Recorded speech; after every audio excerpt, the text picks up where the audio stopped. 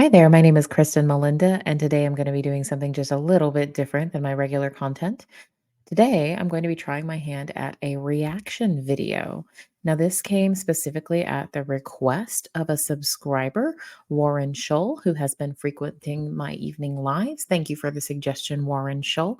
Warren is actually a professor of mathematics, and I joke all the time about how I'm terrible at math. I hate math and I was always terrible at it and find it very intimidating. He recommended this video. It's actually a TED Talk titled What Makes People Engage with Math. Now, I have never watched this video before. I'm doing this totally blind, sight unseen. I probably will have to go back in and edit this later to make sure that it's not just replaying a whole video. I think the video itself is about 20 minutes. I'll be pausing to make commentary so you can see what my reaction is as it is. So, without further ado, here we go. Let's go to the tape, shall we?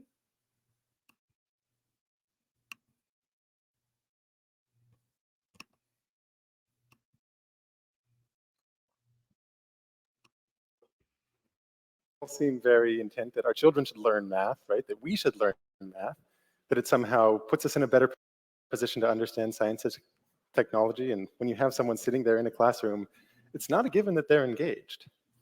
Now, I work on a YouTube channel, right? And on YouTube, this question is put to an unusual level of, let's just say, an extreme stress test, right? Because if you're bored with what you're watching, or you're debating whether or not to watch something, there are billions of hours of content sitting there waiting for you. Some of the I can honestly say this is the first YouTube video about math I have ever watched in the entire history of my knowing about the existence of YouTube. I have never watched a YouTube video about math before today. most entertaining things humanity has ever created are sitting there just one click away. So if you're trying to teach math on YouTube and someone's not engaged, they're not sticking around. So what I want to do is True. answer this question Very through true. a YouTuber's lens in a way that's hopefully helpful to more traditional teaching contexts. And I was asked to talk about some of what I do, so I figured what we would do here is take a look at some of the content that I've made that, by the extremely coarse metric of view, the reason I choose to do this is the 4 specific videos at the top paint a very interesting picture to answer our question. So sitting at number 4 was a video about Fourier transforms. Now it's a beautiful piece of math, absolutely wonderful. The whole idea is about understanding functions in terms of pure frequencies. So when you hear a musical note played, something like the A440 that's used to tune an orchestra, what the air pressure over time would look like if you were to graph it is something maybe like this yellow graph. You know, it's a pure sine wave. It wiggles at a nice steady rate. Pitches that are higher or lower also wiggle according to pure sine waves. I think what he's getting at here is that mathematics is present in music, is that it's present in the patterns. I think that's what he's getting at. Um, I'm going to be open-minded. I think that's what he's getting at. I'm not positive though. Waves, but maybe faster or slower. Now, when you play them all together to get a chord, what happens is that at each point in time, the strength of each of those individual notes is getting added together. But because they're at different frequencies, you end up with this very complicated looking graph. In this case, I've only added together 4 different frequencies, but the one at the top, it's notably more complicated. It's definitely not a clean sine wave. And the question that Fourier transforms try to answer is, how do you do this in reverse? How do you start with a signal that something like your microphone would pick up and reverse engineer what the pure frequencies that went into it are? Now, it's not just relevant for sound engineering. If you ask any electrical engineer or someone who works with quantum mechanics or all kinds of physics, it turns out that being able to break up functions as pure frequencies is kind of a problem-solving superpower.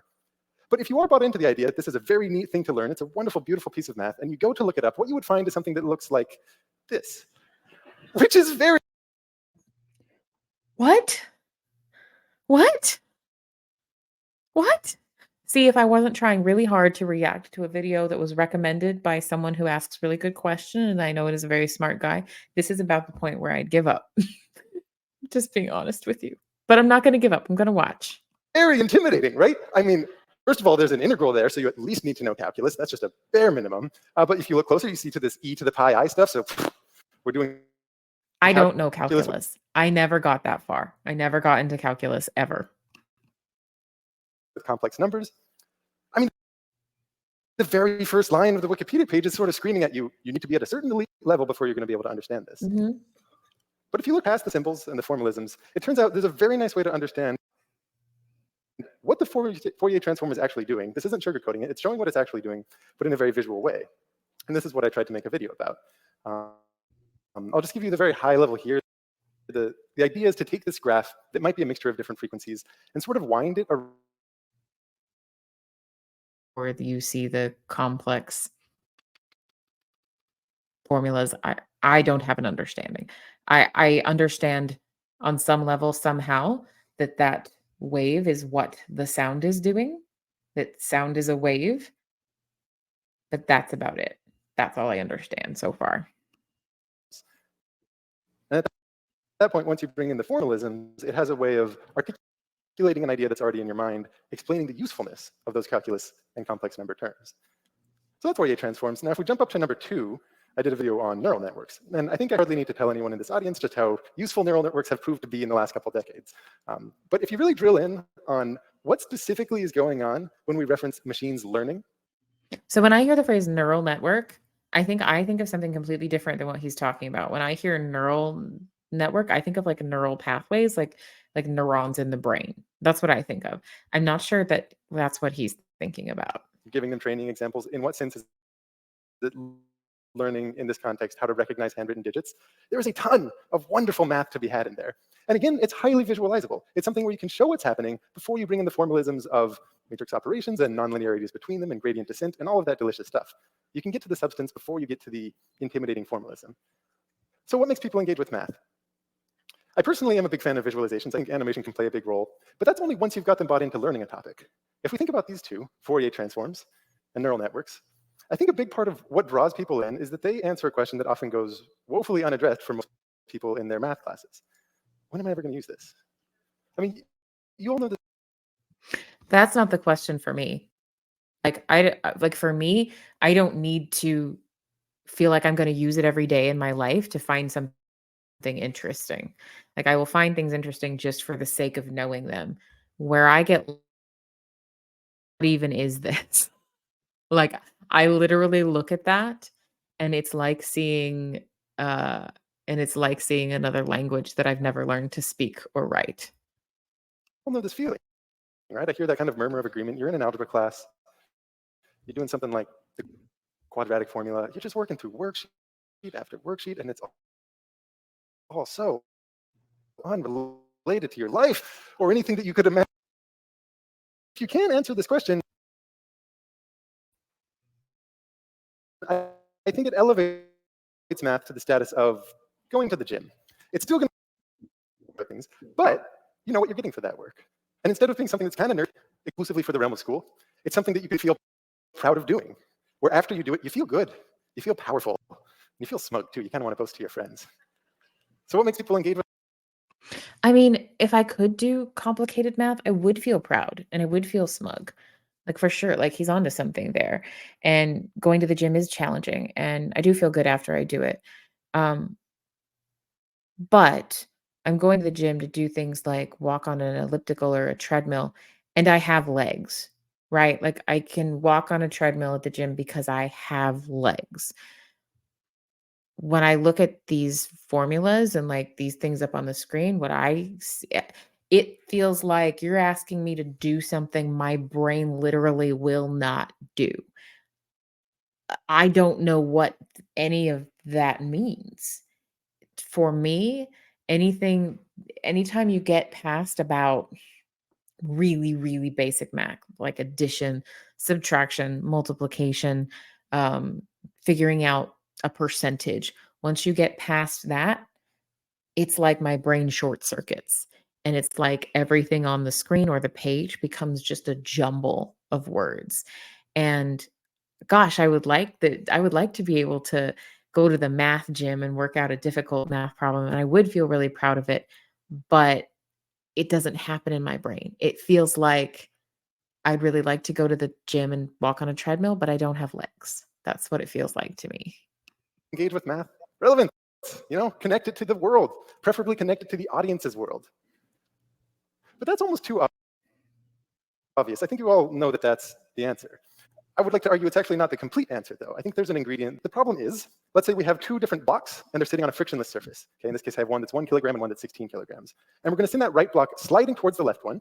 They're going to bounce off of each other a couple times. There's a wall to their left. A bunch of bounces happen, and eventually they sail off, never to touch again. And we're going to be very idealized. No energy is lost to friction. No energy is lost to the collisions between them. They don't act on each other with gravity. We just want to count the collisions in this idealized situation. That's it. That is the question. That is the. But why? I get what he was saying earlier, a moment ago. He was saying that relevance is what makes people engage with math, the fact that they can apply it to something in their daily life. And now I'm already lost in this example that I could never imagine a scenario in which there are blocks on a frictionless surface. I don't know when that I would ever encounter that, but maybe he's getting there. Maybe he's getting there. Number 3 video. And this might seem like a joke, and I promise it's not, but here's the number 1. Here's the question that it's asking. If you take a sphere and you choose 4 random points on the surface of that sphere, okay, so a uniform probability, all points on the sphere are equally likely, and we're going to form a tetrahedron, which is sort of a triangular pyramid shape. It's what you get to make those 4 points of vertices. The question is, what is the probability that this tetrahedron, this weird shape, contains the center of the sphere? But why is the tetrahedron on the sphere? How did we get here? Why? What's happening? Why are we here? I'm so confused. And it doesn't. That is it. That is the. I can hear some of you scratching your heads in the audience, because if you might think that, you'd be absolutely right. I promise, you're never going to need to know the number of times that 2 blocks bounce off of each other in a frictionless situation. You are never going to need to know the probability that a tetrahedron formed by 4 random points on the surface of a sphere contains. It's a weird question. It's not a natural question. So why on earth do more people care about block collisions than Fourier transforms? And why on earth do more people care about the strange sphere question? So he's saying that when he looked at the performance of his videos and what people engaged with, he's saying that more people cared about the frictionless blocks problem than cared about the tetrahedron sphere problem. I don't get like why. Like he is asking why, but my point is like I don't engage with either of those. None of those engage me at all. I'm sorry.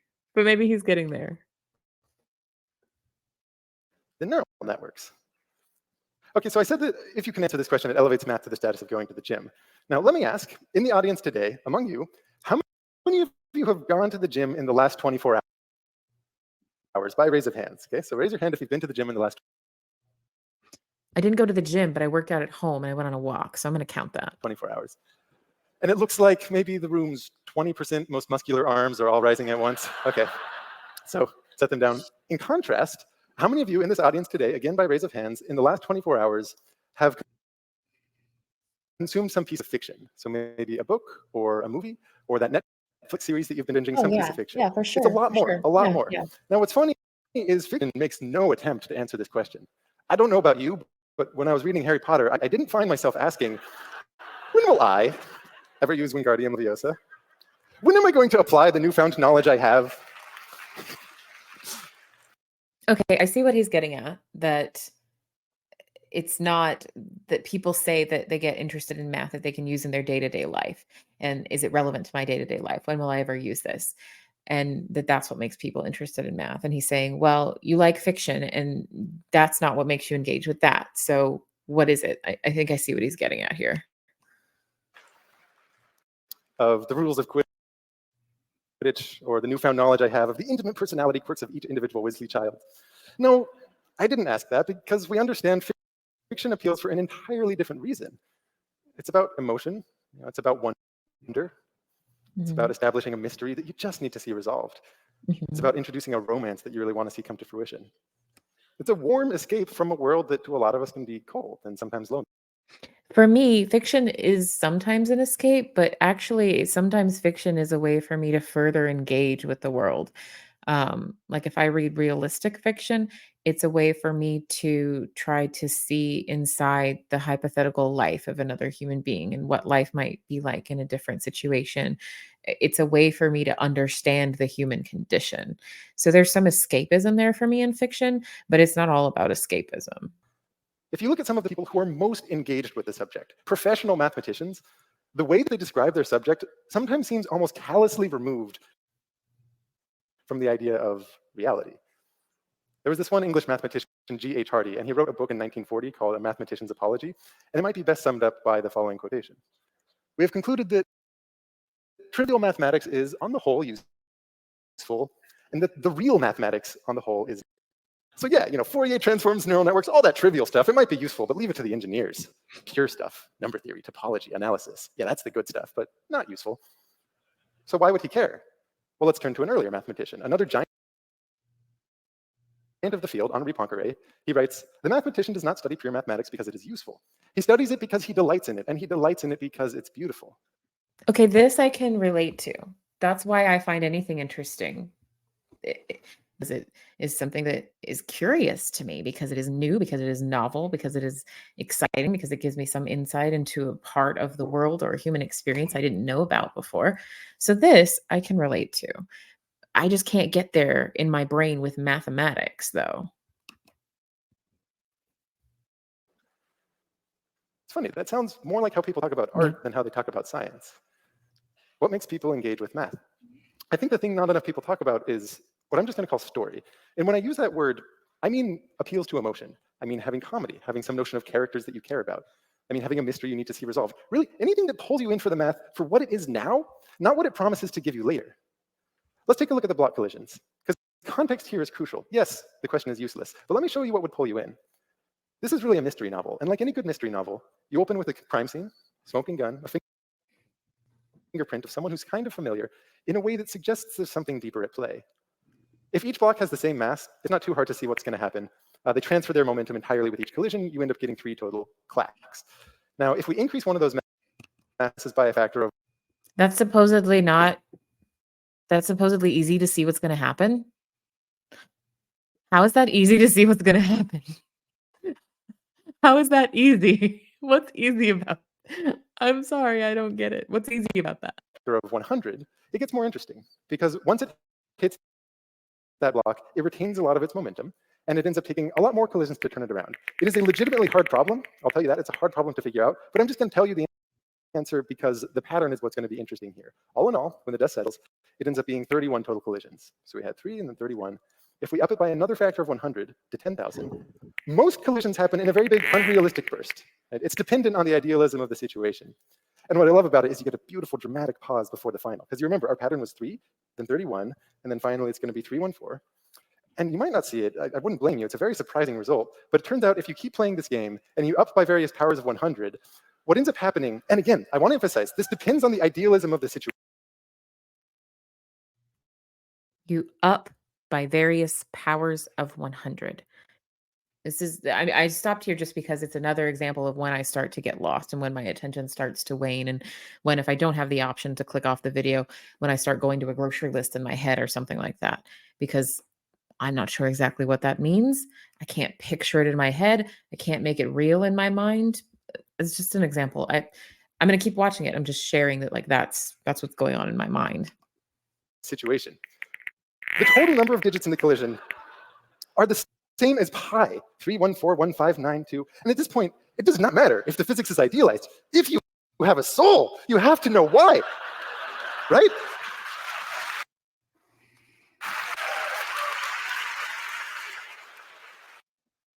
I don't get it. I'm sorry. I don't get it at all. So wait. Let me make sure I'm following correctly. So in this hypothetical scenario, in this frictionless environment where these blocks collide off one another, there's a way to figure out precisely how many collisions they have, and the big thing that keeps people engaged is wanting to know why it makes that many collisions. I don't think I want to know why, because I don't think this would ever happen. Because when am I gonna, I mean, I guess it's mildly interesting, but it's a why behind something that doesn't exist. Like, there aren't blocks in a frictionless environment colliding off one another. Um, but maybe I'm not being fair. Maybe I just need to watch the rest of the video and be quiet. It's a one-dimensional situation. There's no circle. I don't see a circle. And pi's digits are counting something. That is a very weird thing for pi to do. That's not what it does. So what follows is a detective story tracking down the circle, and you're not shying away from the math. To get a satisfying answer to a mystery, you dive right into that math, and you learn what you need to learn. But it's not because it's useful, it's because the story has drawn you in. Now, what about that weird sphere problem? I will admit that maybe most of the popularity there has more to do with a mildly clickbaity title that I gave it. You see, I called it the hardest problem on the hardest test, which is actually kind of the point. You see, there's this contest given to some of the most That's absolutely going to get more people to click on it.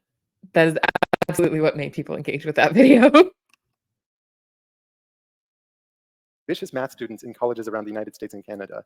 It's called the Putnam. It is famously hard. You know, the score on this is 2 out of 120. It's a very hard test. And it's given in these two parts, each with 6 questions. Number 1 is hard, because it's the Putnam, and they get progressively more challenging. But it's a story about how you, dear viewer,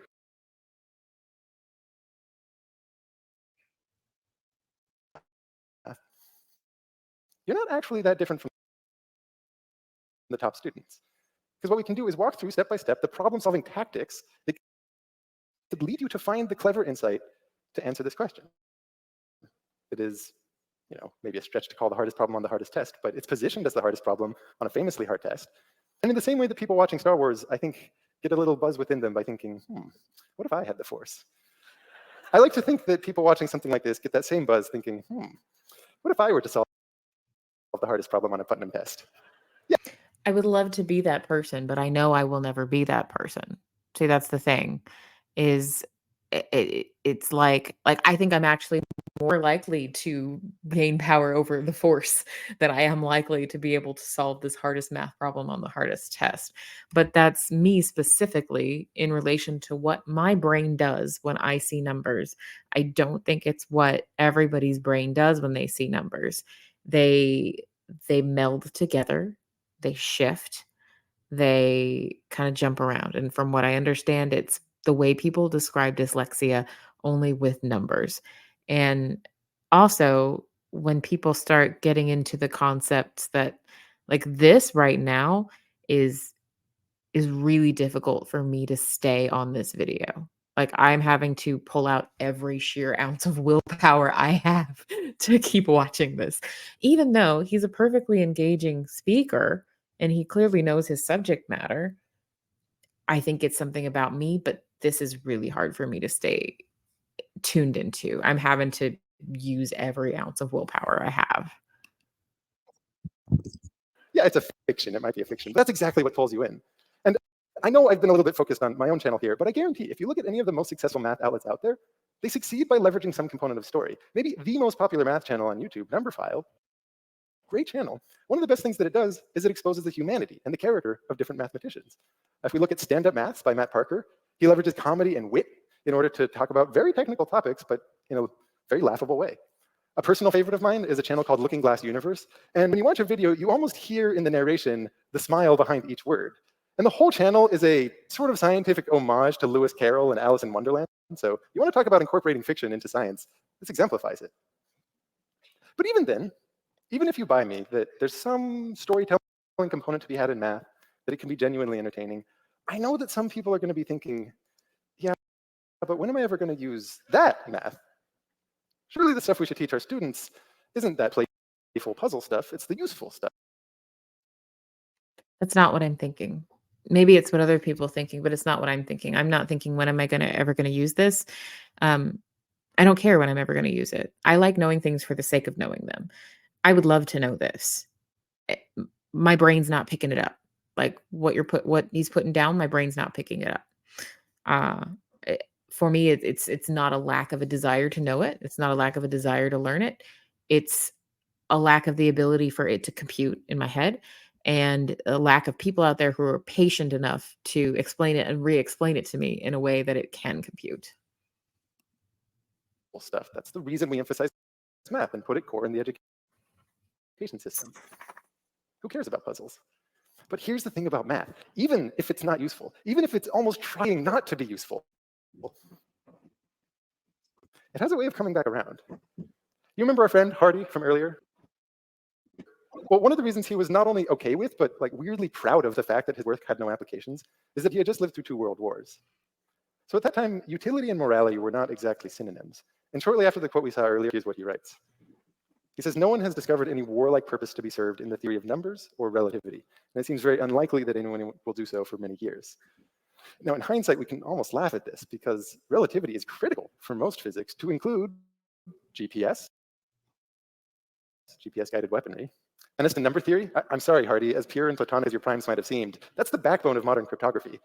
So even when he's trying not to make it useful, it had a way of coming back around. And you know those block collisions? I would have put money on the fact that you would never need to know the solution to this problem. You would never actually need to apply the fact that you get a circle out of this. And yet, a couple months after I made it, a quantum computing researcher came up to me and pointed out a discovery he made that the math identical to the math behind a very famous quantum search algorithm. So bizarrely, tracking down the circle and I'm really struggling really hard to stay involved. I really, really am. I am focusing so hard on what he's saying, but it's painful. Not because he's a good speaker and he knows his subject matter. That's not it.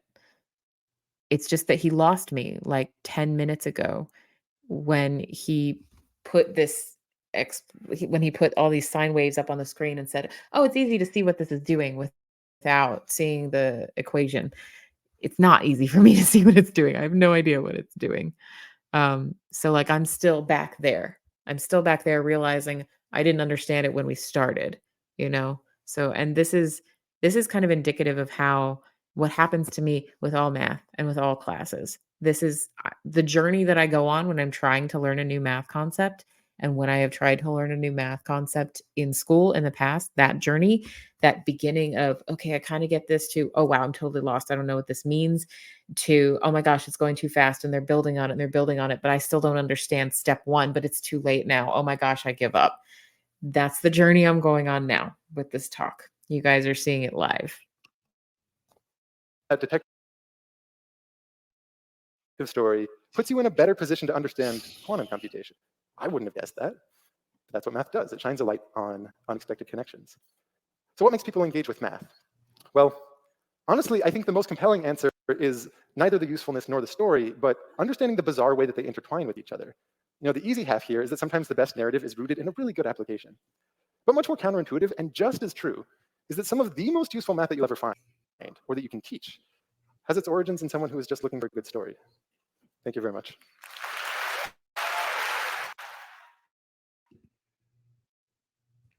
Okay. So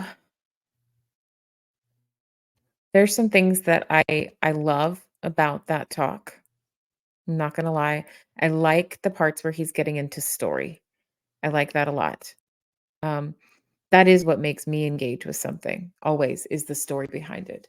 I didn't care much about football until my husband started explaining to me like the background of all the different players and how they, became to be on the teams that they were on and what their family life was like growing up and their personal histories, their story, when their personal story, their human connection came in is where I got interested. And that's true of me for all kinds of things. Um, I can theoretically understand what he's saying. And I do realize on a certain level that the world is made of math and that the world runs on math and that it's in music, it's in sound, it's in everything. And that's beautiful and exciting and it gets me pumped up for it. But when you start showing me the numbers and when you start showing me the nuts and bolts, you lose me because my brain flips it and mixes it and makes it into something illegible. And then I just feel bummed out because everyone is seeing this beautiful thing that I'm not seeing. Um, but I get in theory what he's saying. I do get in theory what he's saying. Um, I have never met the math teacher or tutor who can be patient enough to actually explain things in a way I can understand. Most people who have an aptitude for math are incredibly impatient with me. And that's been the case throughout my entire life. And because I tend to be empathic and I sense their impatience and I sense their irritation, I stop asking the question. I'll ask maybe 2 or 3 times And then when it's clear they don't know how else to explain it to me, I'll stop, they'll move on, and I won't have ever understood the concept. I'm not sure how I got to the point where so I can calculate a tip and I can calculate a percentage and I can balance a checkbook, which people don't even really do exactly like that anymore, but I can do that. So I can do your arithmetic type math. I can do your business math. I can figure out the interest rate on something because that's just a straight up percentage. Um, it actually makes me really sad because I would love to be able to see all this hidden beauty in the equations that make up the universe. And this just kind of reminds me that, like, where a lot of people do have the capacity is present in their brain to figure it out if they get it out. So, but I mean, I think it was a cool video. I think I could see how it would be. I get what he's saying, that the stories are what engage people. The stories and the curiosity are what engage people, and that's true for me too. So I can get that in common. Um, I wish I could get on board the math bandwagon, but you know what? Maybe it's because I gave up exposing myself to it, and so I was never able to create those neural pathways. And maybe that's something I need to work on. I've just been assuming my whole life that I won't get it because it's hard for me, but I don't necessarily know that to be the case. And maybe while an in-person tutor could be really impatient with me, a YouTube video is not. You can just press play on that sucker over and over and maybe get it. So I guess I'll wrap this up by saying what I have taken away from this is that